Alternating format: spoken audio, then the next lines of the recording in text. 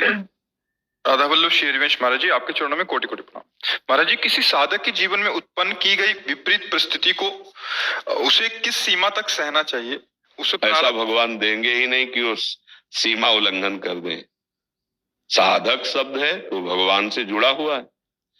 विपरीत परिस्थिति है तो अब जैसे बच्चा 10 किलो उठा सकता है तो उसे 9 किलो ही दिया जाएगा उठाने को, उसको 20 किलो नहीं दिया जाएगा। ऐसी कोई परिस्थिति नहीं है जिसको भगवान दे और भक्त सह ना पावे। अगर चित्त जुड़ा नहीं है तो ये प्रश्न हो सकता है। अगर चित्त जुड़ा है। महाराज जी, जैसे अभी पिछले एकांतिक में आपने माता जी को बताया था कि जब एक कोई भी बाहर व्यक्ति, आपने एक एग्जाम्पल दिया था कि छेड़ता है या कुछ करता है तो आपको उसके अब आपको देखो, अब इसमें पर्सनल वार्ता आ गई। अभी जो प्रश्न चल रहा है सार्वभौम चल रहा है। तभी कहा गया है आरत अधिकारी के अनुसार धर्म का उपदेश। वो एक नौजवान स्त्री है, वो पूछती है कि यदि मैं नौकरी पेशे में आदि में जाती हूँ, कोई हमारे अंदर भाव की दृष्टि रख करके, तो हमारा क्या वहां कर्तव्य बनता है? वहां कर्तव्य बनता है रुद्र दृष्टि, ना सहन करना, रिपोर्ट करना। वो लाइन क्या होगी जिस तक हमें सहन करना है और जिसके बाद? देखो, इसमें प्रारंभ में ही विरोध कर देना है, इसमें सहन शक्ति नहीं रखनी है। और इस केस को हटा के महाराज जी कोई और व्यवहारिक परिस्थितियों, कोई दोषारोपण कर रहा है या आपकी गलती ना होने पर भी आप उस पे विचार करना है, इस पर नहीं। क्योंकि हाँ, इसमें पूरा अगर हम किसी को जरा भी सहन करते हैं तो वो हमारे शरीर शोषण की वृत्ति को बढ़ावा पा करके आगे कदम उठा सकता है, इसलिए इसको नहीं सहना है। लेकिन जैसे हम परिवार में हैं अपने, और उसमें कहीं विद्रोह आदि भावनाएं हैं, उसमें कहीं निंदा स्तुति आदि की भावनाएं हैं, तो हम भक्ति के द्वारा उसको सहन करने की चेष्टा करते हैं। और जब हम सहन करेंगे और वो बढ़ता चला जाएगा तो ईश्वर उसे दंड दे देंगे। भक्ति का सिद्धांत है। उसे प्रारब्ध का भोग ही समझे महाराज जी अपने। विवेक से सह प्रारब्ध का भोग क्या? देखो, पागल आदमी रोड में गाली दे रहा हो तो हम क्या करेंगे? हंस के चल देंगे। ऐसे उसके विवेक नहीं है जो अपने धर्म का पालन न करके आपके साथ असत वार्ता करता है, आपके विरुद्ध भावनाएं, घर की बात कह रहा हूं, तो वहां चरित्र दूषण वाला विषय नहीं आएगा। अगर हमें बाहर से कोई या घर में ही कोई हमारे चरित्र पर बात आती तो फिर हम सहन नहीं करेंगे। धर्म है, चरित्र है, राष्ट्र है, इन पर ज्यादा गुंजाइश नहीं रहती। इनमें तत्काल एक्शन लिया जाता है। अगर हम अपने धर्म के लिए चुप रहेंगे तो कल हमारे धर्म का नाश करने के लिए और भी बढ़ जाएगा। हम पहले कदम पर उसको रोकते हैं। अगर हमारी राष्ट्र सीमा में जरा भी वो घुसने की कोशिश करेगा, पहले कदम में मार के गिरा देंगे। अगर हम छोड़ देते हैं तो हमारी राष्ट्र हानि में आ जाएगी। ऐसे ही हमारे चरित्र पर, यदि हमारे शरीर पर कोई ऐसा, तो उसके लिए फिर महाराज जी तब वहां मैं भाव कुछ नहीं होगा कि मेरे लिए और मेरे प्रियजनों के। हाँ, इसमें एक भाव देखना है कि उस समय हम धर्म की रक्षा कर रहे हैं। उस धर्म की रक्षा में हमारे अंदर भगवान हैं। वही भगवान हमारे अंदर से बैठकर उपदेश दे रहे हैं, वही भगवान आपके अंदर से प्रश्न कराकर उसको सुलझा रहे हैं। तो उसमें मैं कहाँ रहा? उसमें मैं कहाँ रहा? जैसे हमारे परिवार का कोई सदस्य हमारे जब चरित्र पर जिसका अधिकार नहीं है और वो गलत दृष्टि रख रहा है, तो यदि हम उसको 1-2 बार प्रार्थना कर देते हैं फिर भी नहीं समझ रहा है, तो दंड ही उपाय होता है ऐसी मनोवृत्ति को रोकने के लिए।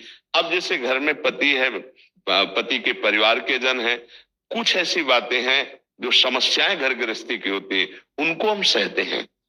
मान लो मेरे अनुकूल पति वस्तुएं नहीं दे पा रहा है तो हम उसको सह जाते हैं कि हमारा प्रारब्ध भोग है। दूसरे हार पहनते हैं, अच्छे अच्छे वस्त्र पहनते हैं, मेरे पति के पास ऐसी सुविधा नहीं, तो हमको प्यार से मिलकर नमक रोटी खा करके हमें जीवन गुजारा करना है। हमको पड़ोस में नहीं देखना कि उसकी पत्नी के पास वो हार पति लाके दिए। ऐसी परिस्थितियों में, या जैसे सास ससुर हैं, उनका थोड़ा कटु व्यवहार है और हमारे पूज्य हैं, हमको उनकी सेवा की भावना रखनी है, हमको सहना है। अगर वो निंदा करते तो उनको सहते हैं। जैसे और भी ऐसे बहुत सी परिवार में कलह की जगह है, वहां हम शांत हो जाते हैं। लेकिन चरित्र की जब बात आती तब वहां हमें सावधान होने की जरूरत है। हाँ, उसमें एक्शन लेने की जरूरत है जिससे वो अगला कदम ना बढ़ा पावे, जिससे हमारा चरित्र दूषित ना होने पाए। हम चरित्र के विषय में उनको कहा था नहीं, सहन नहीं करना। जैसे धर्म के विषय में, इष्ट के विषय में, राष्ट्र के विषय में, चरित्र के विषय में कोई गुंजाइश नहीं है सहन करने की। हम अपने, ये नहीं, इसमें नहीं आएगा कि सामने वाला भगवान का अंश है, भगवान है और मैं ऐसा कहती हूँ तो मेरी भक्ति बाधा पड़ जाएगी। नहीं, सामने वाला यदि अधर्म आचरण करते हुए आ रहा है तो उसके लिए दंड रूपी पूजा अत्यंत आवश्यक है। यहाँ बात समझना, विवेकवान भक्त बहुत विवेकवान होता है, बिल्कुल निर्भय होता है। जब प्रहलाद जी को पहले सजाया माता ने, गोद में बैठाया हिरण्यकश्यप के, तो प्रहलाद जी पहले गए और साष्टांग दंडोत किए, पिताश्री कह करके। बहुत प्यार आया हिरण्यकश्यप को, पूछा बेटा तुम्हें पसंद क्या है? उनका भगवान श्री हरि की श्रवणम कीर्तनम स्मरणम विष्णुर पाद सेवनम अर्चनम बंधनम दास्यम सख्य आत्मनिवेद उठा के पटक दिया। ये किसने सिखाया इस छोटे से बालक को?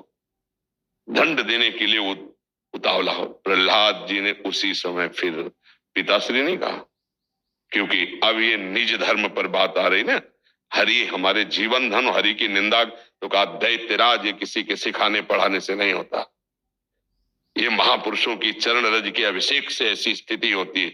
और वो बालक इतनी खिलाफत हिरण्यकश्यप कर लिया कि पूरा का पूरा अपना बल प्रयोग कर डाला। त्रिभुवनपति था, पर कभी प्रहलाद जी को सदमा नहीं हुआ, शोक नहीं हुआ, भय नहीं हुआ, डरे नहीं।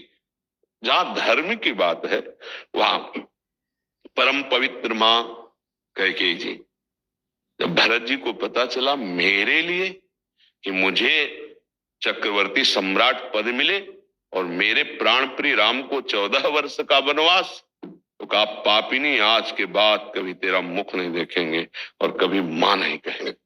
समझ रहे? जहां हमें अपने धर्म के पालन की बात आती है, वहां फिर ये लौकिक धर्मों का स्वभाव हो जाता है। हाँ, धर्मम भजस्व सततम त्यज लोक धर्मान। लोक धर्मों का तब तक हम आदर करते हैं जब तक हमारे महान भागवत धर्म पर आंच नहीं आती। अगर परम धर्म पर आंच आती है तो अपने आप सिद्धांत आ जाता है, त्यज लोक धर्मान, लोक धर्मों का सर्वधर्मान परित्यज्य मामेकम शरणम ब्रज। ये बहुत विवेकवान भक्त होता है, विवेक से चलना है, झगड़ा नहीं करना। लेकिन बचाव पक्ष में भी भगवान ने जितनी बुद्धि दी है उतना हमें समझ। देखो, एक बार एक गुरु जी ने कहा सब में